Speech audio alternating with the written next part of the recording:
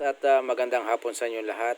Today, gagawa ko ng tutorial paano po ang wiring diagram ng ating sub-bendo. Bali, ito po ay naka-ado. Pag naka-nano po siya, ado po yan, no? Tapos ito po, Wemos. Pag nilagay ito, supported po nito ang Peace Pie, Kitty Pie, at saka yung LPB.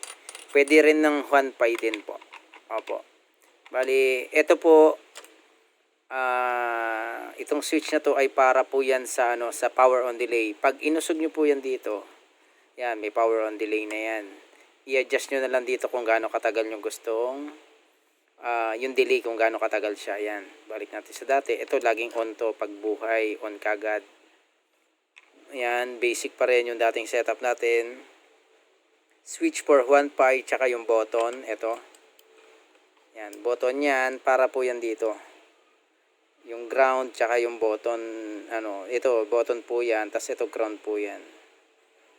Okay, ito po yan. Para po sa reset button yan, pag gusto nyo mag-reset, yan, lalagyan nyo yan ng switch. Para hindi na kayo mag-turn off, turn on. Yan, ito po yung ating sub, at maraming salamat mga boss. Check nyo na lang to itong wiring. Ito para sa coin slot po ito. Yan. Okay, black, red, tsaka white for coin slot, tsaka black, red, blue para sa 3 wires na LED frame. Ito, ganyan siya.